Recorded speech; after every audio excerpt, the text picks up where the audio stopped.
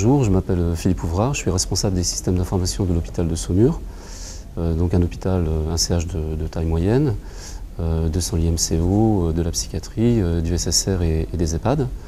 Je suis donc en fonction là-bas depuis 2008, avec la réalisation d'un premier schéma directeur.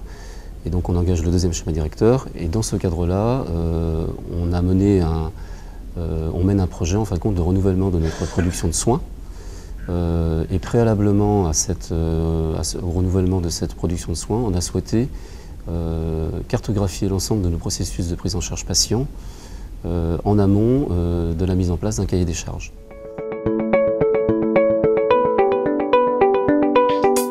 On l'a effectué avec une assistance à maîtrise d'ouvrage parce que c'est assez novateur. Donc on était convaincus de l'intérêt évidemment de cartographier nos processus, notamment pour avoir une expression de besoin exhaustive et puis aussi pour préparer la conduite du changement. L'objectif étant effectivement de dérouler des cibles et puis de pouvoir mesurer la conduite derrière par rapport aux organisations. Donc on a mené cette démarche de cartographie des processus sur une période de 4 mois. C'est assez court effectivement, mais c'était volontaire, il fallait aller très vite pour que la mobilisation ne retombe pas. Donc on a eu cette approche par pôle, en ciblant des processus métiers par pôle, et ensuite des processus transversaux. Voilà, donc on a déroulé cette démarche-là en mobilisant beaucoup les équipes, notamment en synthèse, cette démarche-là a produit une 60aine de réunions et représentant à peu près 160 heures de mobilisation. Ça représente 20 métiers différents lors de ces réunions, 70 personnes différentes. Et lors de cette cartographie, on a pu effectivement détecter à peu près 600 supports de documents différents.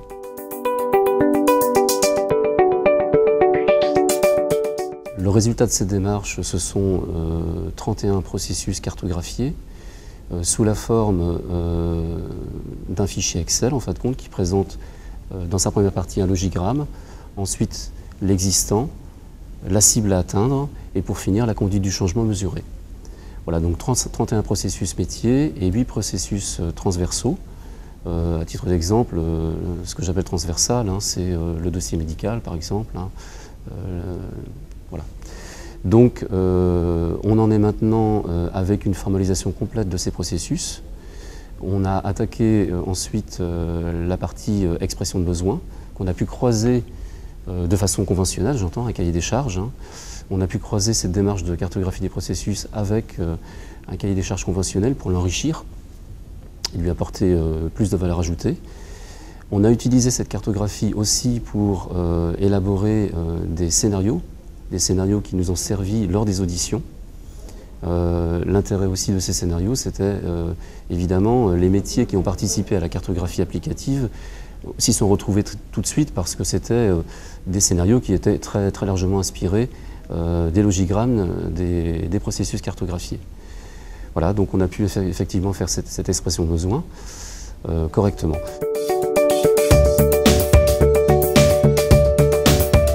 C'est que d'une part, on a un langage commun avec les métiers. Ça, c'est vraiment extrêmement important. C'est-à-dire qu'on ne s'est pas adressé à eux pour rédiger un cahier des charges, on s'est adressé à eux pour leur demander comment ils travaillent. Voilà. Ce qui est intéressant aussi, c'est qu'on a amélioré le langage entre la direction des systèmes d'information et les métiers, évidemment.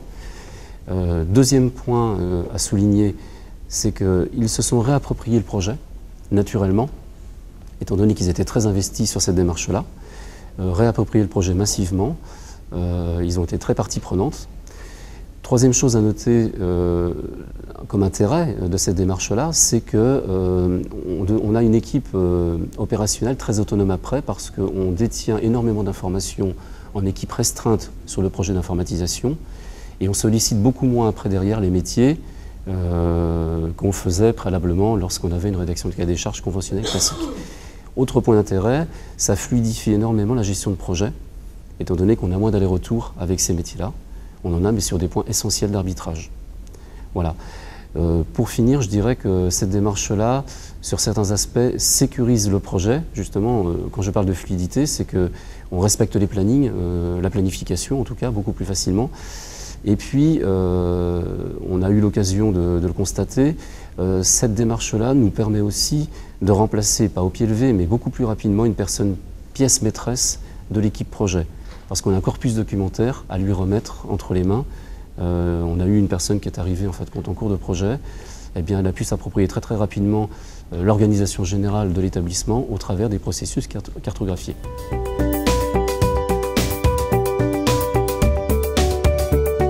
C'est difficile de mesurer réellement la notion de bénéfice-coût d'une démarche de ce type, parce que ça pèse énormément, mais sur une période relativement courte.